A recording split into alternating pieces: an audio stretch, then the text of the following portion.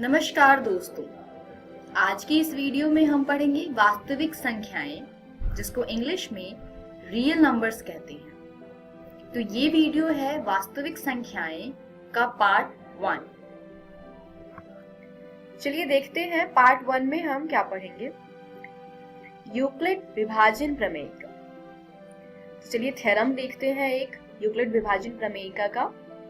प्रमेय 1.1 यूक्लिड विभाजन प्रमेय।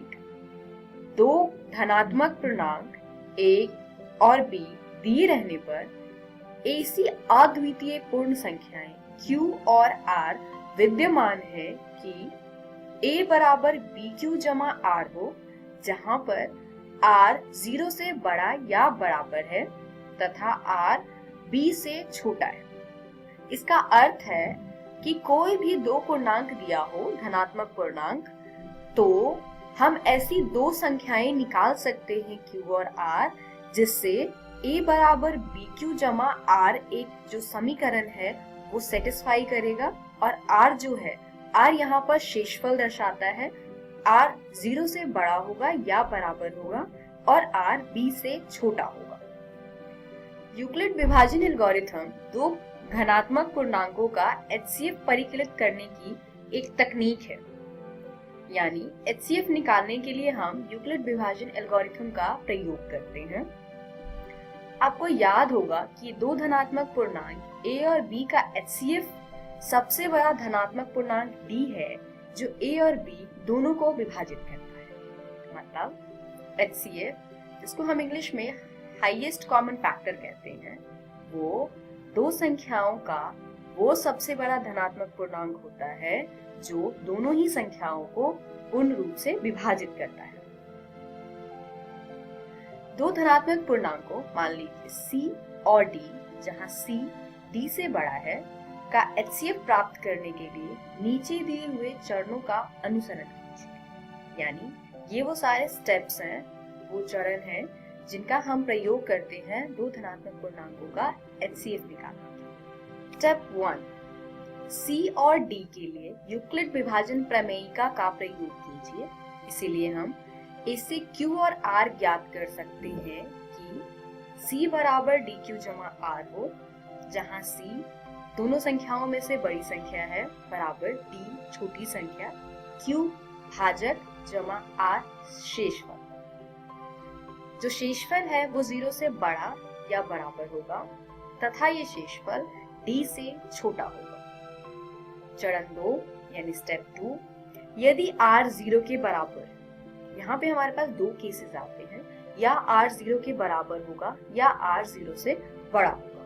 तो यदि r 0 के बराबर है तब d पूर्णांकों c और d का HCF है और यहीं पे हमारा हल प्राप्त हो जाएगा। दूसरा केस, यदि r 0 के बराबर नहीं है तो d और r के लिए यूक्लिड विभाजन प्रमेयिका का फिर से प्रयोग कीजिए।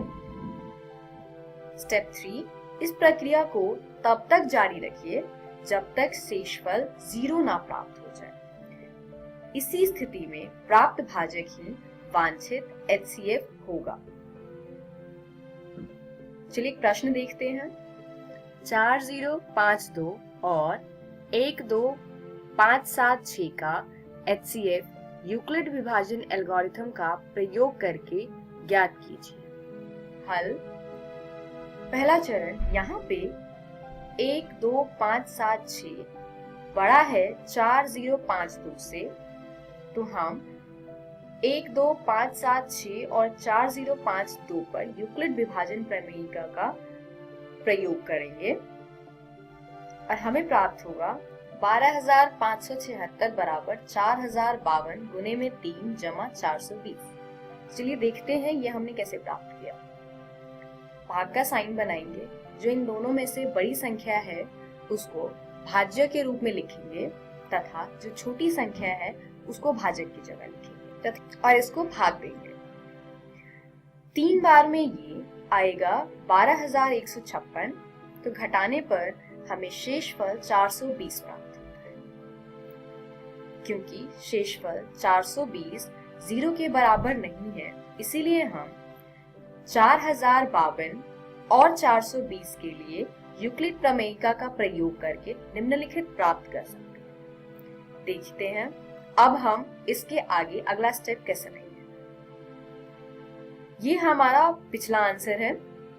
दूसरा हम भाग का साइन फिर से बनाएंगे तथा 4052 जो कि पिछले स्टेप पर भाजक था उसको हम भाज्य की तरह यहाँ लिखेंगे तथा 420 जो पिछले स्टेप में शेषफल था उसको हम भाजक के रूप में लिखेंगे। तो हर बार हमें ये इसी प्रकार करना है, भाजक को भाज्य की तरह लिखना है तथा शेषफल को भाजक की तरह लिखना है।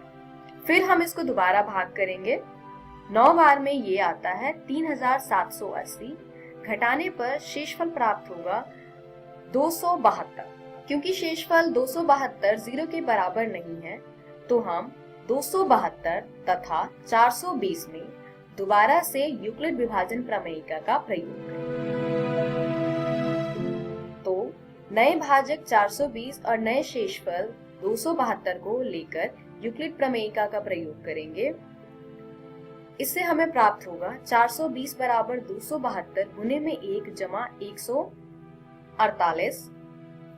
इसमें हम फिर 420 को भाज्य के रूप में लिखेंगे तथा 272 को भाजक के रूप में लिखेंगे तथा एक आया हमारा भागफल।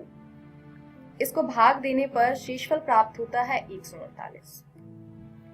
नए भाजक 272 और नए शेषफल 148 पर यूक्लिड विभाजन प्रमेयिका का फिर से प्रयोग करेंगे और ये हम तब तक करते रहेंगे जब तक कि हमारा शेषफल 0 नहीं आ जाता। अब 148 और 272 को लेते हैं और आगे हल करते हैं। इस पे फिर से यूक्लिड विभाजन प्रमेयिका का प्रयोग करने पर हमें 148 भाजक प्राप्त हुआ है तथा शेषफल 124 प्राप्त हुआ है, जिसपे हम फिर से यूक्लिड विभाजन प्रमेयिका का प्रयोग करेंगे। इससे ये आएगा 148 बराबर में 124 गुने में 1 जमा 24। हम नए भाजक 124 और नए शेषफल 24 पर यूक्लिड प्रमेयिका का प्रयोग फिर से करेंगे और इससे हमें मिलेगा 124 बराबर 24 गुने में 5 जमा 4। अब नया भाजक है 24 और नया शेषफल है 4। इस पर हम यूक्लिड विभाजन प्रमेयिका का प्रयोग करेंगे। क्योंकि ये लास्ट स्टेप है इसलिए इसको डिटेल में देखते हैं। अब 24 को हम भाज्य की जगह पर लिखेंगे तथा 4 को भाजक की जगह पर लिखेंगे। 4 में अगर हम 6 से गुना करते हैं तो 24 प्राप्त होगा, यानी इस स्टेप पर हमारा जो उत्तर है, जो शेषफल है वो 0 आता है।